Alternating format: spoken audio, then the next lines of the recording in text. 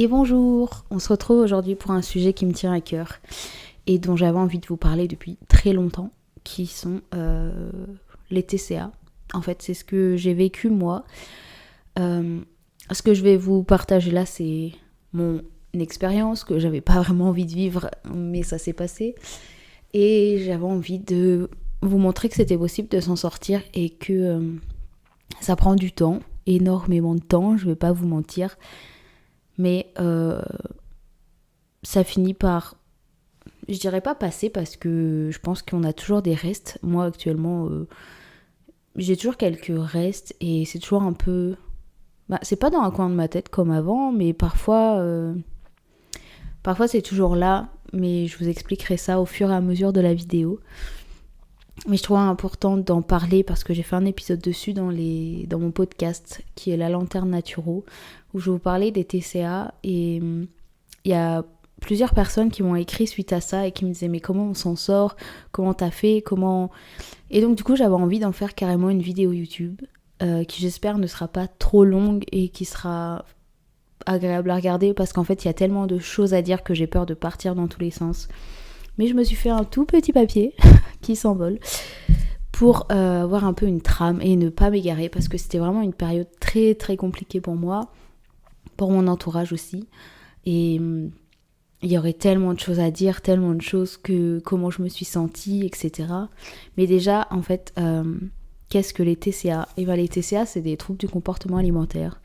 Donc d'ailleurs, si vous vous sentez pas à l'aise avec cette vidéo, que vous avez des TCA, que, enfin, tout et n'importe quoi, ne regardez peut-être pas cette vidéo parce que moi je sais qu'à cette période, dès que j'entendais quelque chose sur les TCA, soit ça me faisait rentrer un nouveau truc dans le cerveau, soit ça m'aidait pas du tout. Donc voilà, si vous êtes pleinement à l'aise avec ça, vous pouvez continuer de regarder. Et d'ailleurs, je précise que je fais cette vidéo pour les personnes qui vivent des TCA, mais aussi pour les personnes qui en vivent pas et qui ont envie de s'intéresser à ça, mais aussi pour l'entourage, pour les personnes qui ont quelqu'un qui vit ça autour d'eux, parce qu'en fait c'est dur pour la personne qui le vit, c'est vraiment horrible, mais c'est dur aussi pour l'entourage parce qu'on sait pas comment réagir, on sait pas quoi faire, on sait pas, on est perdu, on dit comment on peut l'aider, enfin bref, donc je fais ça pour vous tous. Donc les TCA, les troubles du comportement alimentaire, moi, je vais parler de moi parce que j'ai pas vécu d'autres troubles. C'est la phagophobie, c'est la peur de s'étouffer en mangeant. Et ouais, c'est chiant. C'est la peur de s'étouffer en mangeant tout et n'importe quoi. Donc dès que tu manges, t'as l'impression que ça reste bloqué dans ta gorge et que tu peux plus respirer, que tu t'étouffes en fait. Et c'était ça à chaque fois. Je dis c'était parce que maintenant ça va. Alors qu'un an en arrière, je vous aurais peut-être pas dit c'était, même si ça allait déjà un peu mieux. Moi dans mon cas c'était la phagophobie et ça m'a pris un jour. Comme ça en fait je me rappelle, je mangeais des carottes râpées, je me rappellerai toujours de ce jour. Je mangeais des carottes râpées, j'étais toute seule à la maison et là en fait je sais pas ce qui m'a pris. J'avais l'impression que les carottes passaient mal et j'ai fait 3 fois le tour de l'appartement en courant pour atterrir dans le lit, prendre une grande respiration et me dire oh putain c'était quoi. Je m'en rappelle comme si c'était hier. Et depuis ce jour-là, en fait il s'est passé un truc dans mon cerveau de la nourriture elle peut te tuer en fait, alors que maintenant j'ai compris que non. Mais en fait, c'est quand ton cerveau te dit que ce truc-là, c'est un truc dangereux pour toi et que ça te met une espèce de petit traumatisme dans la tête, c'est complètement dur. C'est comme les gens qui ont la phobie des araignées. T'as beau leur dire c'est une petite araignée, elle va pas te tuer. En fait, c'est ton corps qui panique, c'est ton cerveau qui envoie un message d'alerte, on est en danger, mon Dieu, on va tous mourir, au secours. Alors qu'il n'y a pas lieu d'être, quoi. Et...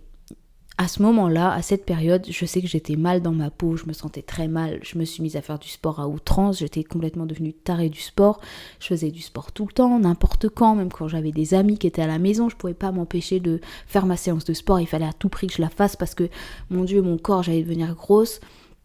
Je me sentais déjà grosse, alors que je l'étais pas, je devais faire 55 kilos, enfin, un poids ça veut rien dire, retenez bien ça, le poids ne veut rien dire, mais je veux dire, je fais 1m57, un truc comme ça. Je faisais 55 kilos. J'étais pas en surpoids, j'étais normal, quoi. Enfin, après, j'ai toujours aimé bien manger, quoi. Quand j'étais plus petite, je pense que j'ai toujours un problème avec la bouffe parce que quand j'étais petite, j'étais bouboule. Et d'ailleurs, toutes les photos, les photos qu'on a de moi petite, je mange tout le temps, vraiment, je vous jure, je mange. Et quand j'étais en primaire, je crois, il y a des photos où je suis complètement bouboule parce que je suis un petit boudin. Mignon, mais un petit boudin. Parce que j'ai toujours aimé manger, je pense, je me suis toujours réfugiée dans la nourriture. Et encore un peu à l'heure actuelle, je suis un bec sucré et j'adore manger. Ou les chips, ça dépend. Mais j'adore manger, dans tous les cas. Et ça, c'est pas dramatique, hein. La nourriture, c'est cool, ça fait du bien au moral, c'est bon, ça nourrit ton âme, ton corps. De base, il n'y a pas de problème avec ça. Mais moi, j'ai toujours un peu eu ce truc de me réfugier dans la nourriture. Et donc, quand c'est arrivé, ce jour où je me suis dit, mon Dieu, je vais m'étouffer avec les carottes, je devais avoir... c'était en quelle année ? En fait, moi, je suis un peu perdue dans les dates. Mais bref, c'était en 2015, 2016, je crois. En 2016, et je me sentais mal, je me trouvais pas bien, j'avais pas confiance en moi, je me trouvais nulle. Je crois que c'était l'époque où Instagram commençait. Ça se trouve pas du tout, j'ai l'impression qu'Instagram, ça fait pas longtemps que c'est là, mais si. Bref, et j'avais l'impression que il y avait des tas de nanas qui étaient beaucoup mieux que moi, qui étaient mieux foutues. Moi, j'étais nulle, et puis en plus, comme j'ai pas confiance en moi, du coup, je me suis dit, je vais faire du sport, je vais bien manger. Au début, ça se passait bien, et après... c'est devenu n'importe quoi. Et après, mon cerveau a complètement pris le contrôle et j'essayais tellement moi-même de tout contrôler, la nourriture, mon corps, tout s'est mélangé. Et plutôt que de me faire du bien, je me suis fait du mal. Et petit à petit, il y a ce fameux jour qui est arrivé. Et boum, du jour au lendemain, j'arrivais plus à manger. C'était compliqué pour moi de faire des repas. D'ailleurs, j'ai retrouvé un carnet. En fait, normalement, c'est mon carnet de guitare. Normalement, c'est des accords. Et en fait, je sais pas pourquoi, un jour, je suis retombée sur tous ces mots que j'ai écrits là. Je sais pas pourquoi. Et j'avais envie de vous le lire parce que quand je le relis, je me dis waouh, enfin, c'est fort, quoi. Et donc, je vais vous lire un passage juste pour vous montrer dans l'état que j'étais à cette époque-là. C'était donc en 2016, je dirais. Alors, il y a plein de trucs, mais je vais pas tout lire parce que il y a des choses, bon voilà.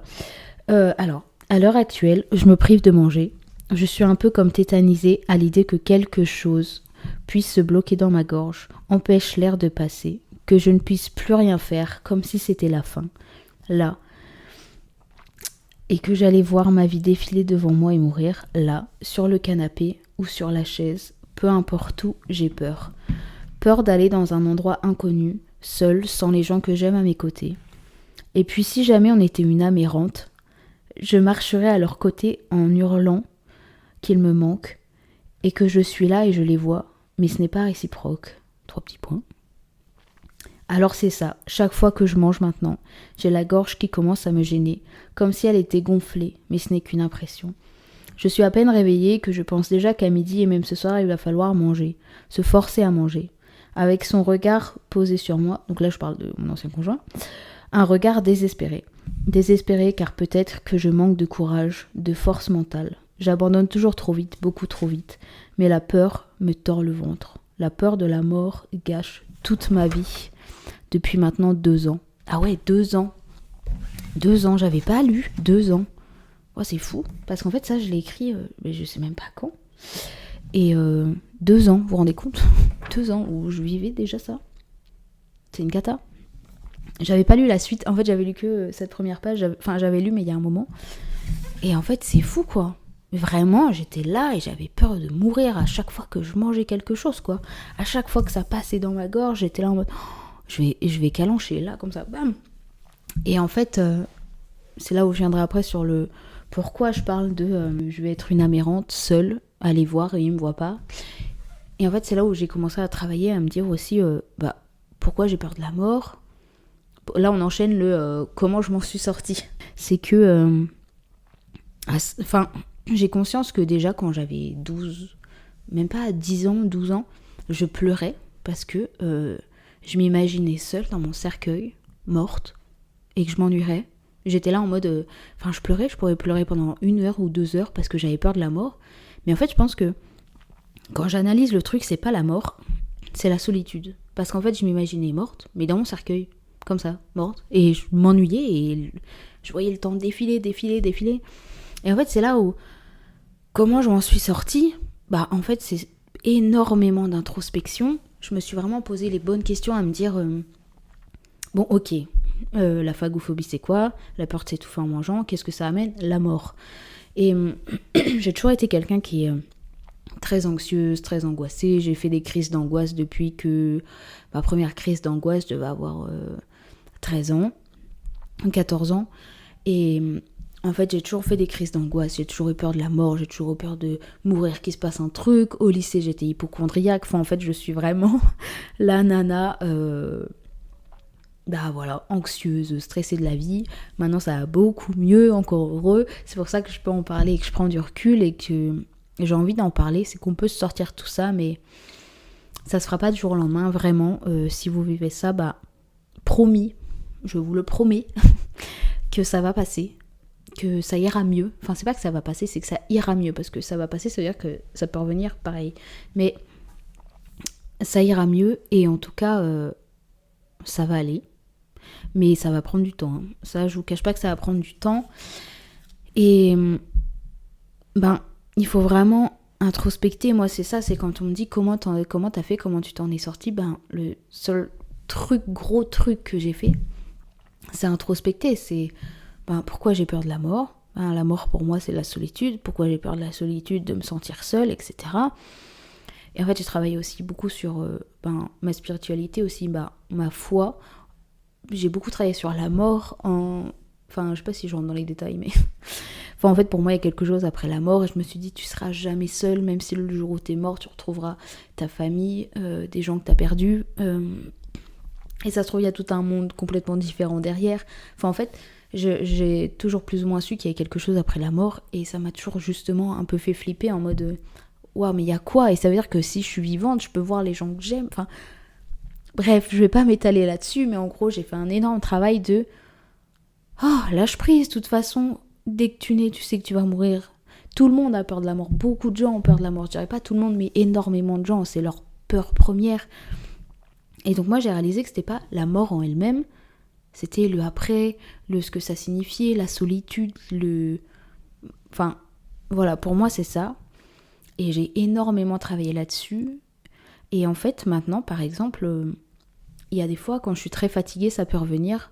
Il y a pas longtemps, je me suis surprise à avoir un vieux réflexe de... je suis en train de m'étouffer quand je mange. Et en fait, c'est là où je veux en venir aussi. C'est un deuxième point, après introspecter, c'est... analysez-vous quand vous mangez. C'est-à-dire que, par exemple, la dernière fois que ça me l'a fait, il y a pas longtemps, et c'est là où j'ai pris du recul, parce qu'avant, quand ça me le faisait, je paniquais. J'arrêtais de manger, je mangeais plus de la journée. Quand j'essayais de manger, ne serait-ce qu'un petit truc et que ça passait pas, je m'arrêtais de manger pour la journée et j'avais trop peur. Alors que là maintenant, quand ça me le fait, en fait je sais que c'est pas une fatalité, je sais que c'est pas une fin en soi, parce que en fait j'analyse. Je me dis par exemple là le contexte c'est que j'étais à mon boulot, je suis en service donc c'était 18h, 18h15 et en fait à ce moment-là j'avais pas faim, point. Et en fait mon corps m'a juste dit allô t'as pas faim, mange pas. Et en fait c'est vrai que maintenant quand j'analyse, il y a des fois quand ça me le fait, en fait c'est juste que j'ai pas faim. Et c'est juste mon corps qui me dit meuf t'as pas faim, mange pas. Et donc ça se caractérise comme ça, un peu fort. Et en fait j'ai réalisé sur le moment que j'avais pas faim. Ou alors que je suis un peu fatiguée. En fait j'analyse comment je me sens. Et par exemple, les fois où j'ai faim, ça va très bien passer. Pourquoi ? Parce que j'ai archi faim et que j'ai envie de manger, ça me fait plaisir, je suis contente. Et il y a des fois où, quand je suis fatiguée, tout simplement, j'ai pas faim. En fait, si je résume tout ça, c'est quand j'ai pas faim, mon corps me le fait comprendre, point. Et c'est là où faut réussir justement à, ok, est-ce que j'ai faim ? En fait, si t'arrives pas à manger et que t'es là, par exemple, là, je le voyais quand...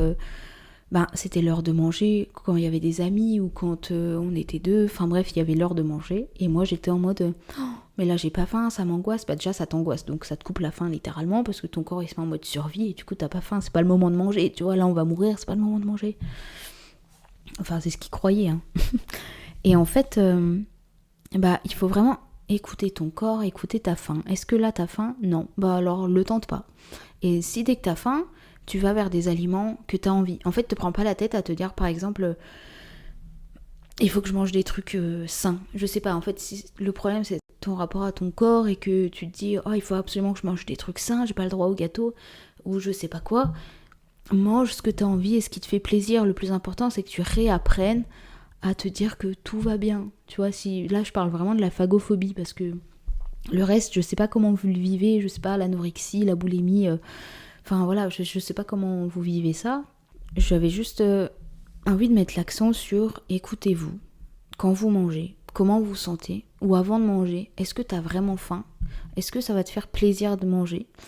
Par exemple, moi je suis un bec sucré, je vous l'ai dit tout à l'heure. Et donc, quand j'arrivais pas à manger, j'essayais de prendre des trucs qui me faisaient du bien. Par exemple, les gâteaux. Non, mais c'est là où c'est vraiment mental. Moi, j'arrivais à manger les gâteaux. Tout le reste, non. Ou les brioches, non. Mais les petits gâteaux au chocolat, les brownies, oui.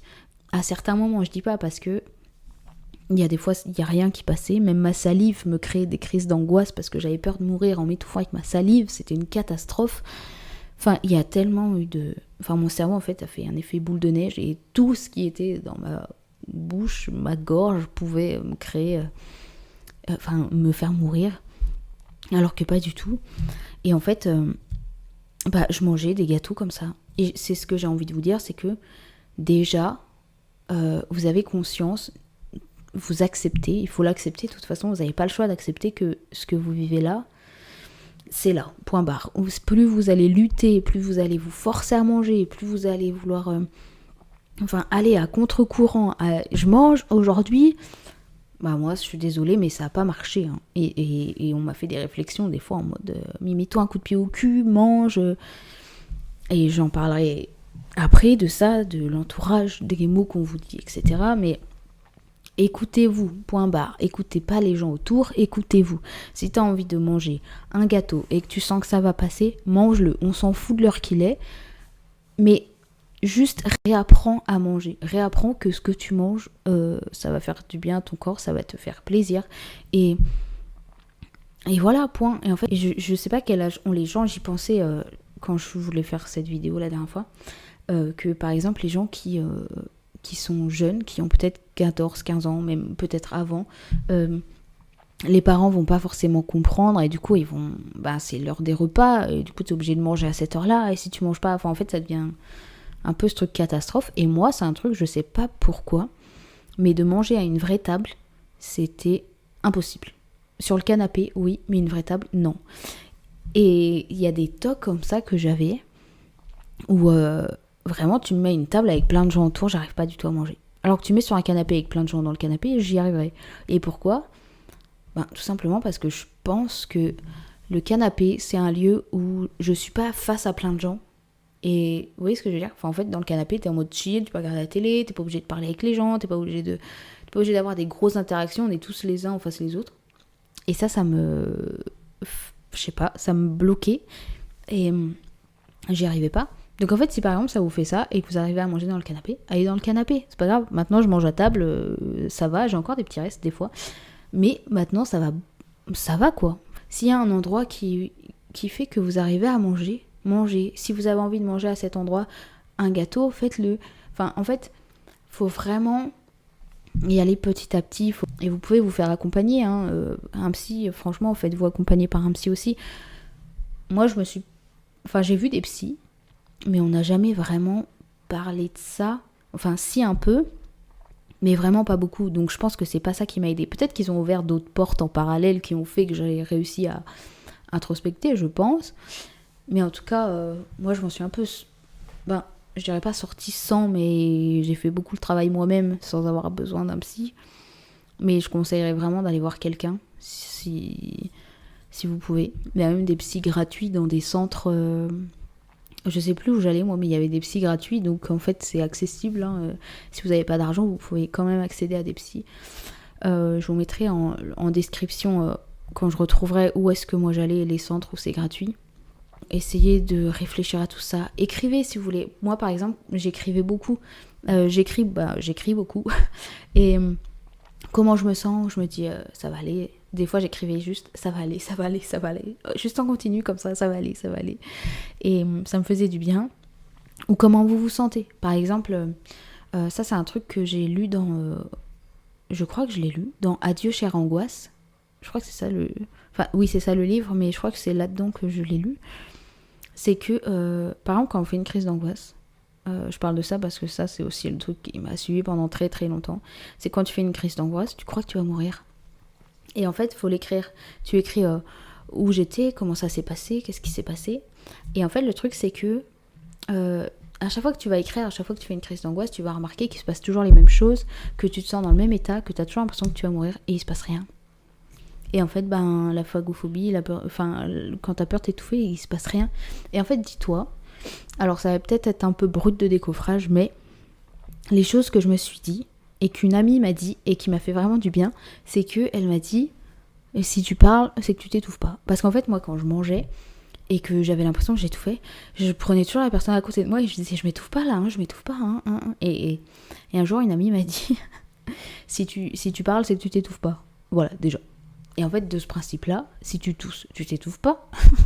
Et si tu arrives à parler, tu t'étouffes pas. Donc voilà, déjà, part de ce principe-là. Et donc moi, c'est ça, je me suis dit, si je parle, en fait, si après ma crise, après ma petite crise, là, je me dis, ok, bon, j'arrive à parler. En fait, je posais ma fourchette, comme ça, et juste, tu prends une grande inspiration, tu prends le temps de respirer, tu respires. En fait, tu respires, tranquille. Tu poses ta fourchette, tu te poses pas 40 000 questions, tu dis juste respire. Contrôle de base, est-ce que je suis vivant? Oui. Donc si t'es vivant, tout va bien.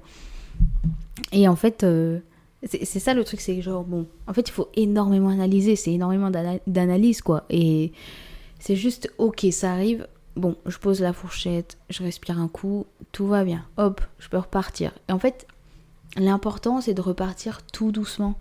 Et le truc, c'est que moi, à une période, je pouvais plus. Dès que ça m'arrivait ça, j'étais bloquée pendant 5 heures d'affilée. Et après, petit à petit, je faisais ça. Ça me le faisait. Ok, je me posais.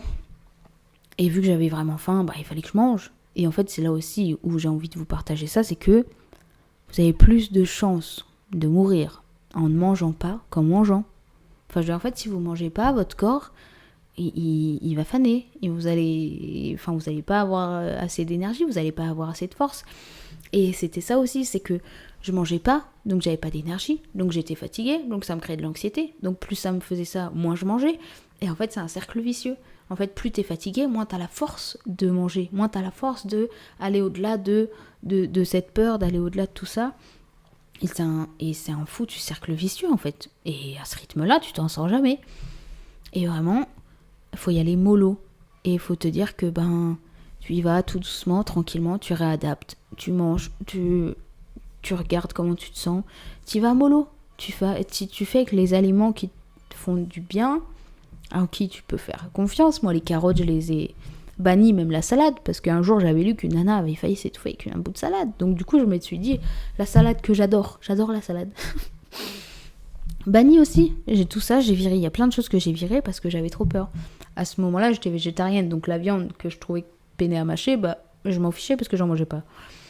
Mais en fait, il y a des aliments comme ça que tu vas virer, et en fait, au bout d'un mois, tu vas les réadapter, mais tout doucement. En fait, c'est comme si tu étais un enfant et que tu faisais de la diversification alimentaire, quoi. En fait, tu réadaptes, tu apprends à manger tout doucement les aliments, quoi. Mais je sais pas si je m'égare un peu, j'espère que vous me suivez toujours, mais c'est juste qu'en fait, il y avait tellement de choses à ce moment-là. Ton cerveau, il s'est dit, mais je bannis ça, je fais ça, et puis si je mange là, et puis... En fait, c'est un brouillard mental, et c'est le pire moment de ma vie où je me suis sentie seule, je crois. C'est là où j'avais envie d'en venir aussi, c'est que l'entourage, c'est que personne va comprendre. Sauf si quelqu'un vit ça, il va comprendre. Mais à mon avis, moi j'étais toute seule. Des gens qui font des TCA, oui, il y en a. Mais la phagophobie, c'est un truc où... Même moi, je savais même pas qu'il y avait un nom là-dessus. Et en fait, par exemple, il y a pas longtemps, on m'a dit c'est un problème de riche, les troubles du comportement alimentaire. Et là, je me suis dit, j'aimerais bien être riche déjà, merci. Et non, en fait, tu le gères pas, tu le contrôles pas. Dis-toi que de base, ne te flagelle pas de faire des troubles du comportement alimentaire. Dis-toi juste, accepte-le. C'est chiant. C'est vraiment le truc le plus horrible du quotidien parce que manger, tu le fais 3 fois par jour, en général. Et vraiment, dès que tu te lèves, tu penses qu'à ça. T'es en mode, oh là là, moi aujourd'hui, il va falloir manger ceci, cela. Et en fait, dis-toi juste que, déjà, accepte-le. Je vis ça. Je l'ai pas choisi. Ok, c'est là. Déjà, l'accepter, c'est déjà faire un grand pas en avant. Se dire que manger fait partie de la vie, comme boire de l'eau. En fait, si t'as pas ça, t'as plus de chances de mourir qu'en mangeant. Je le répète encore une fois, mais c'est vrai. Et après, en faisant tout ce travail avec toi-même, t'as l'entourage. Et là, oui, c'est un peu pénible parce que je me suis vraiment sentie la plus seule au monde parce que personne te comprend. Et en fait, les gens veulent t'aider. Et ils veulent t'aider, sauf que c'est compliqué en fait d'aider quelqu'un et tu comprends pas. T'es là en mode, mais t'as peur de t'étouffer en mangeant. Mais comment ça? Mais manger, on fait ça depuis qu'on est né, depuis qu'on est gamin. Enfin, c'est un truc normal. Enfin, en fait, c'est fou, mais c'est vrai qu'on se dit pas. À un moment, le cerveau il vrille et il se dit, waouh, tu peux t'étouffer en mangeant. Et en fait, les gens, ils voudront t'aider. Moi, on m'a dit des phrases qui me résonnent encore dans la tête quand j'y pense. Et en fait, c'est horrible parce que les gens pensent t'aider, mais déjà, moi, je culpabilisais à mort. Je culpabilisais à mort de pas pouvoir manger. Ça m'a gâché des soirées, ça m'a gâché des voyages. Je me rappelle d'un voyage que j'ai fait en Lituanie, ça me l'a littéralement gâché. J'arrivais pas à manger, même de la soupe, j'y arrivais pas. Même ma salive me faisait flipper. Enfin, ça m'a gâché énormément de moments. Et en fait, quand les gens te disent « Oh, mais c'est simple, mange !» Mais en fait, ça te met dans une rage et dans une tristesse intense, dans le sens où « Mais j'aimerais manger, tu crois quoi ? Tu crois que je me réveille un matin en me disant « Allez, aujourd'hui, je mange pas juste pour faire chier les gens. » Non, en fait, j'y arrive pas. C'est une phobie, c'est une panique. Et en fait, les gens vont essayer de, je sais pas, soit de te faire percuter un truc dans le cerveau en mode « Allez, bouge-toi le cul, vas-y !» Et en fait, ça marche pas, les gars. C'est pas par la force que ça va passer, en fait. Et si vous avez pas un entourage qui vous comprend, en fait, c'est pas forcément un entourage qui vous comprend et qui dit « Ah oui, je comprends ce que tu vis. » Non, parce que c'est dur à comprendre. Mais quelqu'un qui vous dit « Écoute, je comprends pas, mais je suis là si t'as besoin, je suis là pour t'accompagner, je suis à côté de toi si t'as envie quand tu manges, si ça peut te rassurer. » Moi, je sais qu'il y a des fois, avoir quelqu'un à côté de moi, ça me rassurait. Mais la plupart du temps, je dirais 70% du temps, j'ai toujours préféré manger toute seule, je sais pas pourquoi. Je sais pas pourquoi, j'ai toujours préféré quand il y avait personne et que j'étais toute seule. J'arrivais beaucoup mieux à manger que s'il y avait 1, 2, 3, 4 personnes à côté de moi. Les restaurants, c'était impossible, horrible, une galère. Les restaurants, c'était pas du tout. Maintenant, je vais dans un restaurant, je dégoupille, les gars, je dégoupille. De l'entrée au plat, au dessert, je mange tout. Et c'est un réel plaisir, bordel, d'aller au resto et de tout manger, même d'être seule. La dernière fois, je suis à la Columbus, j'ai mangé un bagel, un cookie, j'ai bu un chocolat chaud, toute seule. Alors qu'avant, impossible. Et quel plaisir. Et je vous jure, vous allez y arriver, je vous jure. Mais ça va prendre du temps, ça va prendre énormément de temps. Et je vous jure que ça va passer. Il faut juste aussi que votre entourage essaye d'être là pour vous. Et donc, si vous avez quelqu'un qui vit ça autour de vous, ne le brusquez pas, ça sert à rien, ça sert strictement à rien, je vous jure. Envoyez-le voir quelqu'un, un spécialiste, un psy, faire de l'hypnose. Moi j'avais fait de l'hypnose, mais je trouve que ça marche 6 mois et après ça marche plus. Sur moi, peut-être que sur d'autres gens ça va marcher, j'en sais rien. Je sais pas, faites de l'EMDR, il y a plein de choses que vous pouvez essayer.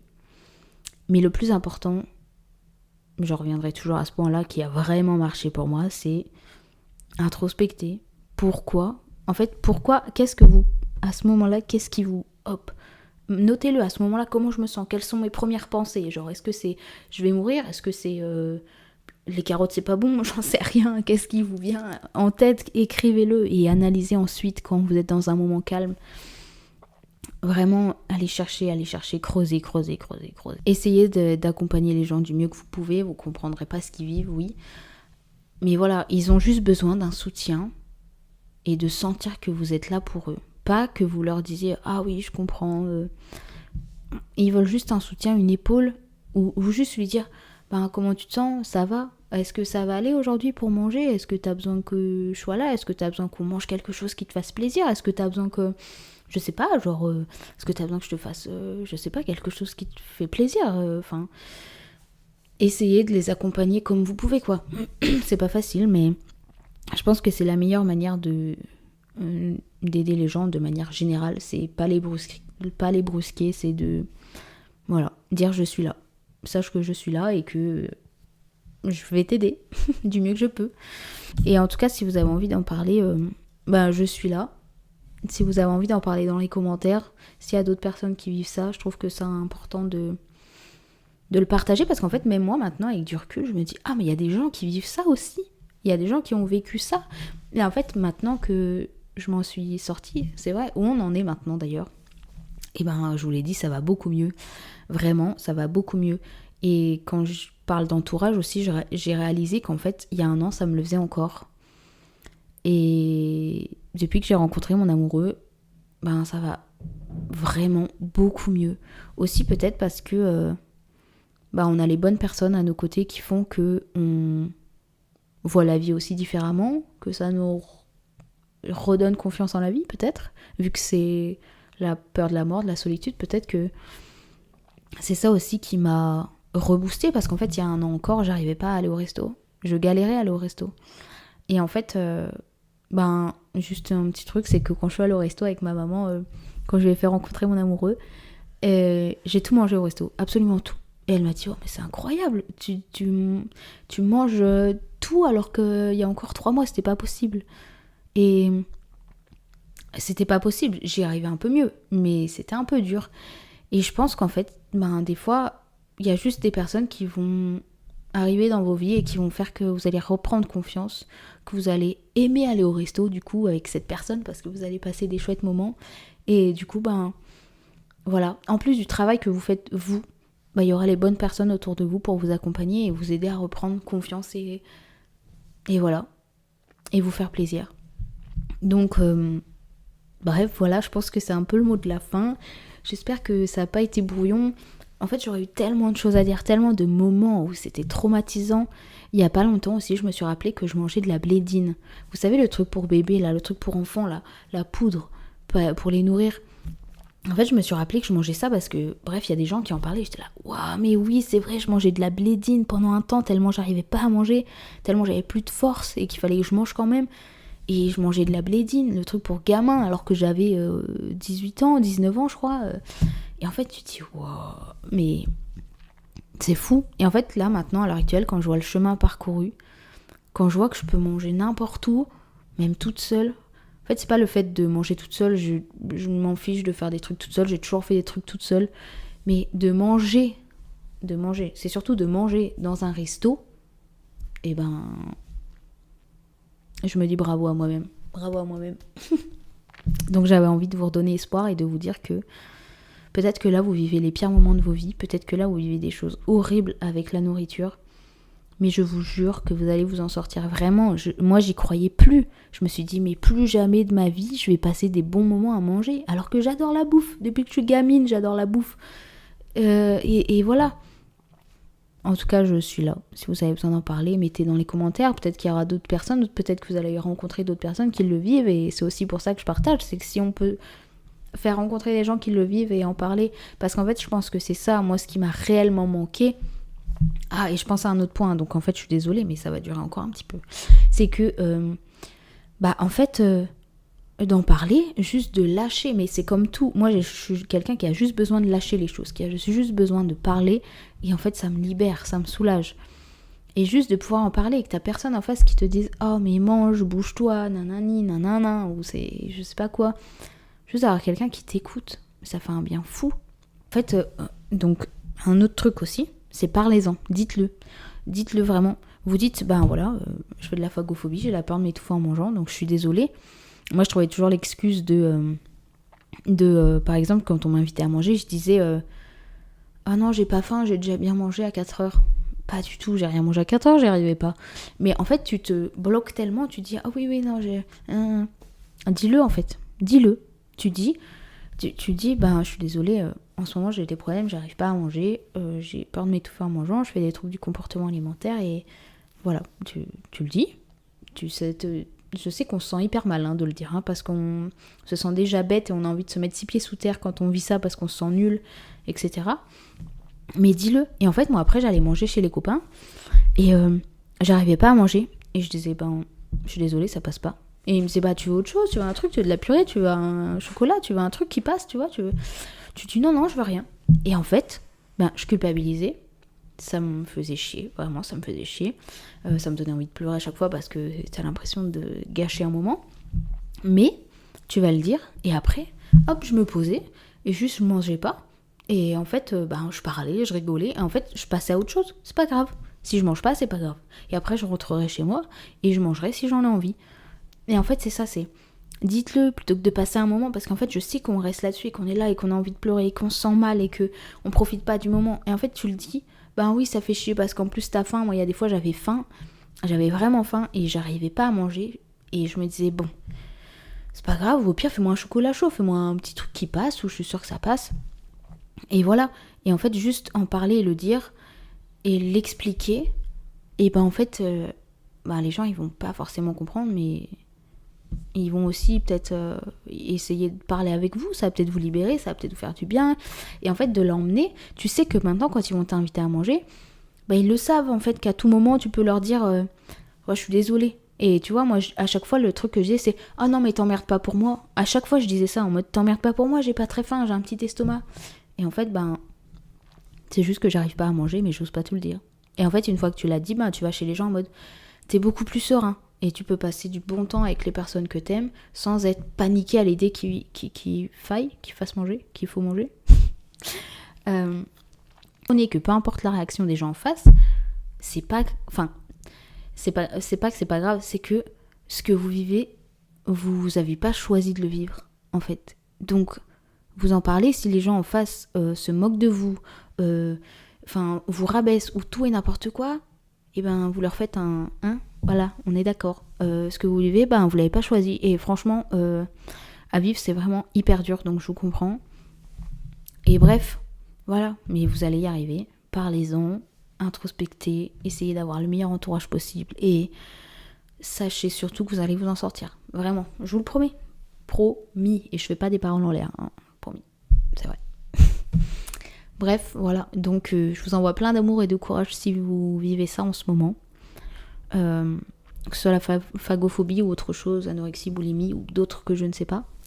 Je vous envoie plein d'amour et de courage. Et n'hésitez pas à commenter et partager votre histoire si vous en êtes sortis aussi, à redonner espoir aussi aux gens qui le vivent. N'hésitez pas en commentaire, je fais cette vidéo pour ça. Et voilà, j'espère ne pas avoir été trop brouillon. J'ai vraiment essayé de tout mettre, mais il y aurait eu tellement de choses à dire. On aurait pu faire un truc de 2 heures. Mais voilà, le principal est là et... Merci d'avoir regardé cette vidéo. N'hésitez pas à liker, partager ou envoyer à des gens qui vivent ça, que vous connaissez ou ce que vous voulez. Bref, on se dit à bientôt. Ciao.